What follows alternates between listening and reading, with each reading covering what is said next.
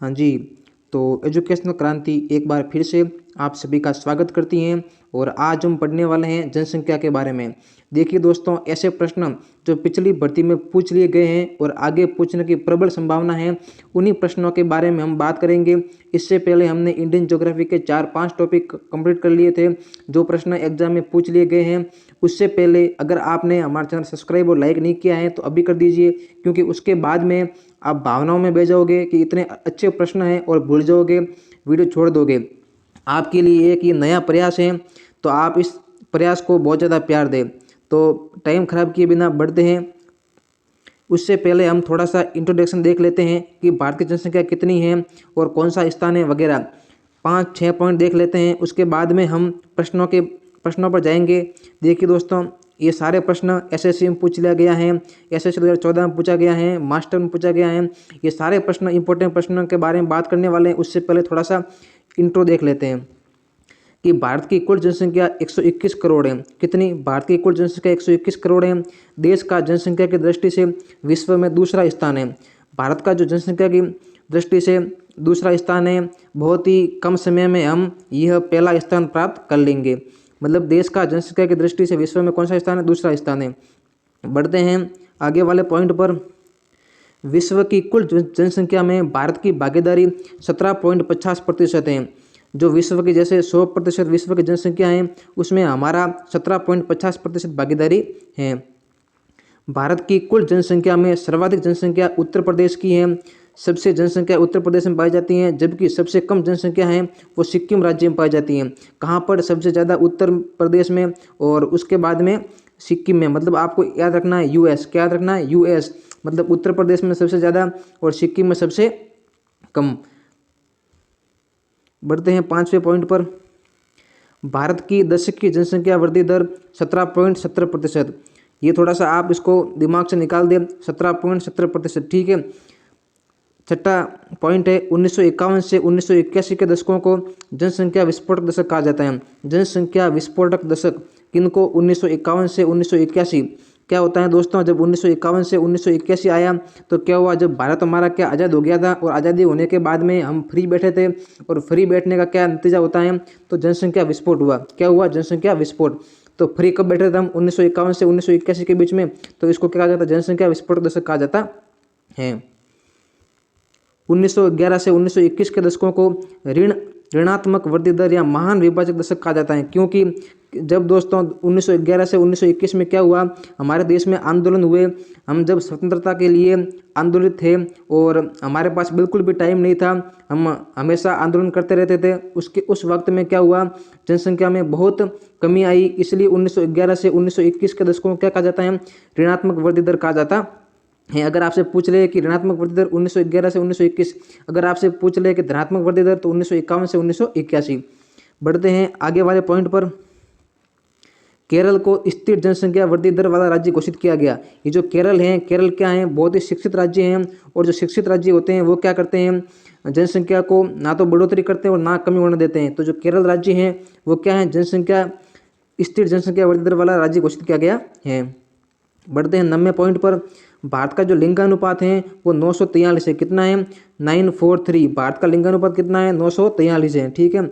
अब बढ़ते हैं प्रश्नों पर। जो प्रश्न एग्जाम में पूछ लिए गए हैं और आगे पूछने की बहुत ज़्यादा संभावना है, उन्हीं प्रश्नों के बारे में हम बात करेंगे।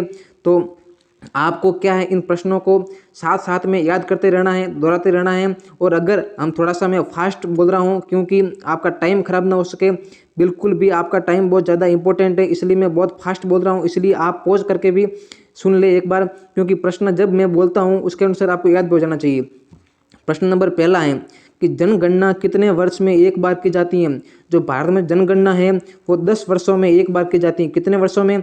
10 वर्षों में जनगणना एक बार की जाती है। 10 वर्षों में एक बार की जाती है। प्रश्न नंबर सेकंड,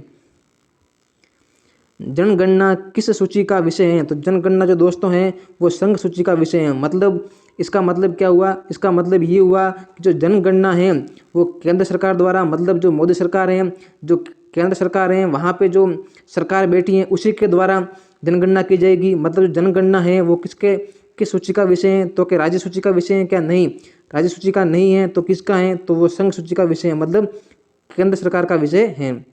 बढ़ते हैं प्रश्न नंबर तीसरे पर। देखिए दोस्तों, ये सारे क्वेश्चन ऐसे 2014 में पूछ लिए गए हैं। प्रश्न नंबर तीसरा, 2011 की जनगणना कौन से क्रम की जनगणना है? तो 2011 की जो जनगणना है वो 15वीं जनगणना है। कौन सी जनगणना है? बहुत ही इंपॉर्टेंट प्रश्न है, वेरी इंपॉर्टेंट है। Master exam, second grade exam में पूछ लिया गया प्रश्न है। ये सारे एग्जाम, पटवारी हैं, कांस्टेबल हैं, दिल्ली पुलिस है, इन सारे एग्जाम में पूछे गए प्रश्न हैं। तो 2011 की जनगणना कौन से क्रम की जनगणना है? तो 15वीं राष्ट्रीय जनगणना है। ठीक है। प्रश्न नंबर चौथा, 2011 में अधिकतम और न्यूनतम जनसंख्या घनत्व वाले भारत के राज्य हैं। अगर आपसे पूछ ले कि 2011 में, अगर 2011 में जनगणना हुई थी, उसके अनुसार सबसे कम जनसंख्या घनत्व किसका है और सर्वाधिक जनसंख्या घनत्व किसका है, तो इसका आंसर होगा जो सर्वाधिक जनसंख्या घनत्व है वो तो है बिहार का, क्योंकि बिहार में क्या होता है कि एरिया भी कम है और लोग ज़्यादा हैं। तो जो बिहार है उसका सर्वाधिक जनसंख्या घनत्व है, जबकि जो अरुणाचल प्रदेश है उसका सबसे कम है, जबकि बिहार का सबसे ज़्यादा है। ठीक है। बी ए से याद कर सकते हैं आप, बी ए है उसका बी ए से याद कर सकते हैं। बी मतलब बिहार, बिहार का सर्वाधिक और अरुणाचल प्रदेश का सबसे कम है। प्रश्न नंबर 5वें पर, सर्वप्रथम जनगणना कब हुई? तो सर्वप्रथम जनगणना है वो 1872 में लॉर्ड मेयो के काल में हुई।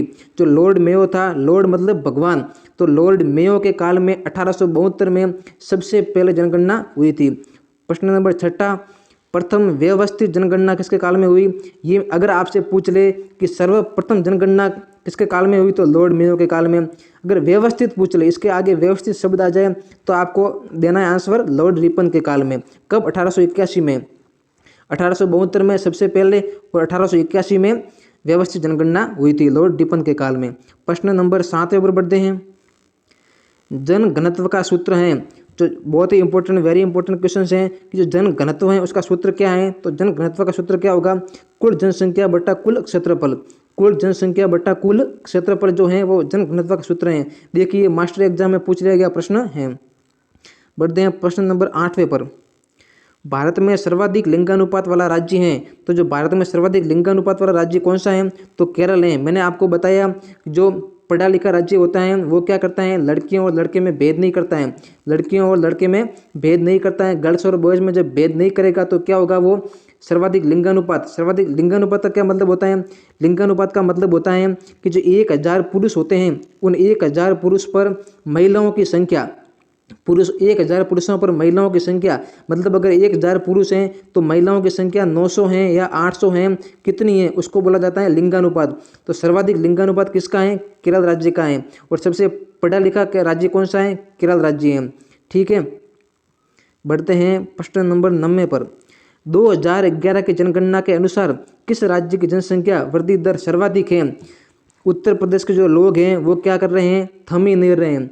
उत्तर प्रदेश के लोगों के पास क्या पूरे दिन जनसंख्या वृद्धि करने में ही बैठे हुए हैं, मतलब जनसंख्या वृद्धि कर रहे हैं। उत्तर प्रदेश वाले लोग, यूपी वाले लोग क्या कर रहे हैं? जनसंख्या वृद्धि कर रहे हैं। आपको याद करने के लिए बता रहा हूँ आपको, आप इसको अन्यथा ना लें। तो जो जनसंख्या वृद्धि सर्वाधिक किसकी है? तो उत्तर प्रदेश की है। बढ़ते हैं प्रश्न नंबर 10वें पर। लिंगानुपात का क्या अर्थ है? मैंने अभी आपको बताया था कि लिंगानुपात का क्या अर्थ है। तो प्रति 1000 पुरुषों पर स्त्रियों की संख्या जो होती है वो लिंगानुपात होती है। अगर 1000 पुरुष हैं उस पर अगर 900 महिलाएं हैं तो ये क्या होगी? लिंगानुपात हो गया। तो 1000 पुरुषों पर पाई जाने वाली स्त्रियों की संख्या है उससे बोलता लिंगानुपात बोला जाता है। प्रश्न नंबर 11वां। 2011 की जनगणना के अनुसार किस राज्य की साक्षरता दर सबसे कम है? अगर 2011 की जनगणना देखें तो सबसे कम अगर पढ़ा लिखा राज्य है तो वो कौन सा है? तो वो कौन सा है? बिहार है। आप सबको पता है कि जो बिहार वाले लोग हैं वो पढ़ने लिखने में थोड़े कमजोर होते हैं। तो जो बिहार के लोग हैं सबसे कम पढ़े लिखे हैं, और जो केरल के लोग हैं वो सबसे ज़्यादा पढ़े लिखे हैं। दो चीज़ें आपको याद रखनी है, सबसे कम पढ़े लिखे बिहार के, सर्वाधिक पढ़े लिखे केरल के। ठीक है। प्रश्न नंबर 12वां। 2011 की जनगणना के अनुसार किस राज्य में सर्वाधिक साक्षरता दर प्रतिशत है? मैंने भी आपको बताया कि सबसे पढ़ा लिखा राज्य है वो कौन सा है? केरल है। सबसे कम कौन सा है? तो बिहार है। ठीक है। प्रश्न नंबर 13वें पर।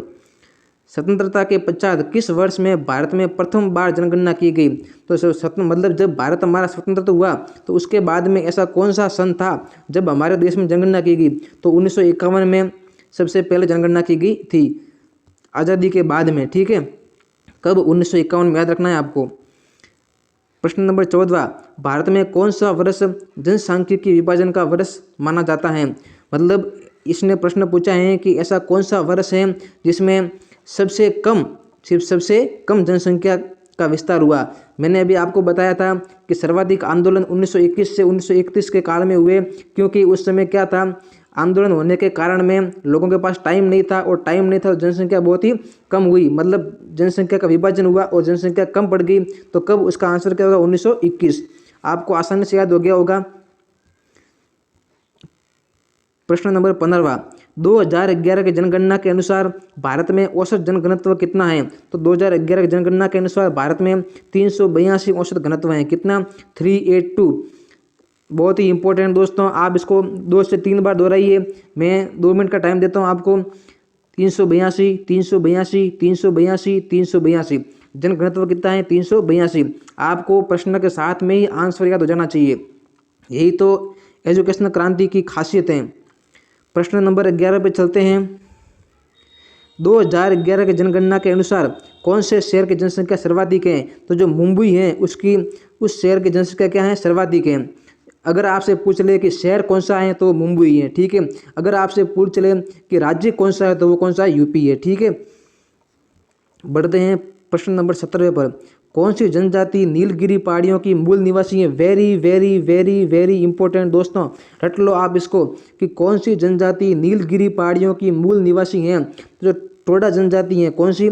टोडा, TODA, टोडा जो जनजाति हैं वो नीलगिरी पहाड़ियों की मूल निवासी हैं। कौन सी? टोडा।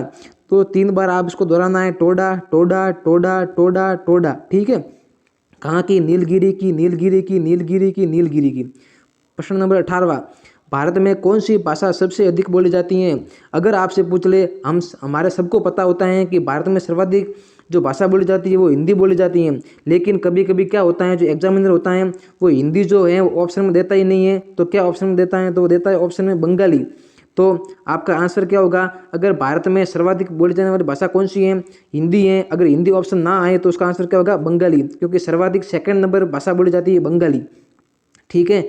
आपको ये बहुत ही असंभव हो रहा होगा कि बंगाली कैसे बोली जाती है, लेकिन वास्तव में बंगाली ही बोली जाती है, ठीक है।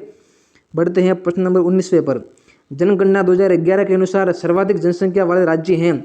जनगणना 2011 के अनुसार मतलब सर्वाधिक जनसंख्या किसकी है? मैंने अभी आपको बताया था कि सबसे ज़्यादा जनसंख्या उत्तर प्रदेश की है, तो उसके बाद में किसकी है? तो महाराष्ट्र की है। महाराष्ट्र में क्या है? मुंबई है, तो मुंबई में सर्वाधिक जनसंख्या है। और उसके बाद में बिहार की है जो सबसे कम पढ़ा लिखा है, और उसके बाद में पश्चिम बंगाल की है जहाँ से ममता बनर्जी हैं, ठीक है। प्रश्न 19 हो गए हैं। बढ़ते हैं आगे वाले क्वेश्चन पर।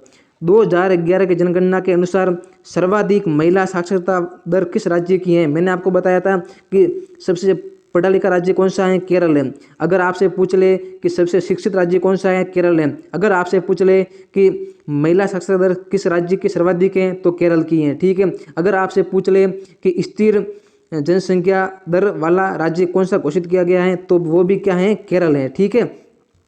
इस प्रकार मैंने आपको 20 प्रश्न बहुत ही शानदार तरीके से पढ़ा लिए हैं। अब अगर आपको पसंद आए तो लाइक और सब्सक्राइब जरूर करें। मैंने आपको बताया था कि लाइक सब्सक्राइब जरूर करें, आप भावनाओं में बह जाओगे, इतने शानदार प्रश्न दिए आपको।